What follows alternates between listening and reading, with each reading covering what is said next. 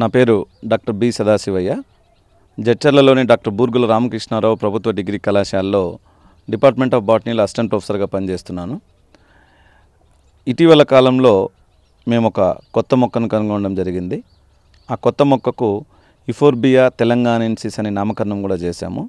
అయితే ఈ మొక్కను 2 సంవత్సరాల క్రితం మన నల్లమల అడవి ప్రాంతం నుంచి కలెక్ట్ చేసాం.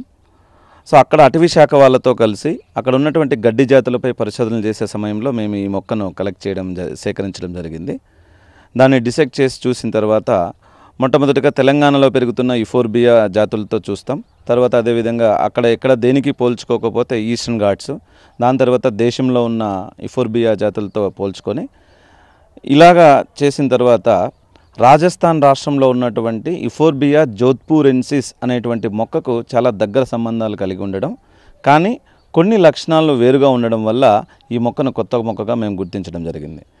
అయితే ఈ గుర్తించిన తర్వాత దీని మీద ఒక రీసెర్చ్ ఆర్టికల్ రాసి ఫైటోటాక్సా అనే ఒక ఇంటర్నేషనల్ జర్నల్కి పంపించడం జరిగింది సంవత్సరం క్రితం.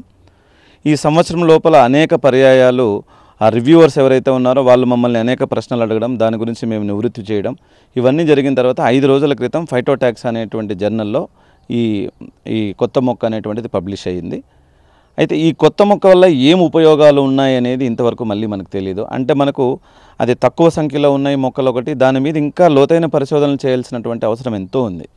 ఇది ఇతర యుఫోర్బియేసి మొక్కల్లో ఉన్నటువంటి ఔషధ గుణాలు అందులో ఉన్నాయా లేదా, ఒకవేళ ఉంటే అవే గుణాలు ఉన్నాయా, ఇంకా ఏవైనా కొత్త గుణాలు ఉన్నాయా అనేటువంటి పని చేయాల్సినటువంటి అవసరం కూడా ఉంది.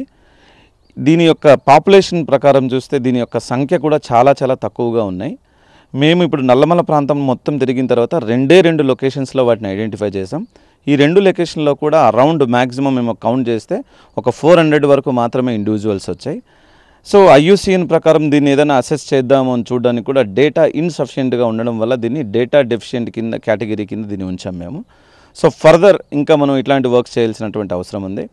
అదేవిధంగా ఈ నల్లమలలో గత 4-5 సంవత్సరాల నుంచి చేస్తున్నటువంటి పరిశోధనలో మేము కానీ బొటానికల్ సర్వే ఆఫ్ ఇండియా వాళ్ళు కానీ సుమారుగా ఒక 10 మొక్కల దాకా కొత్త మొక్కలు మన రాష్ట్రానికి నుంచి వచ్చాయి.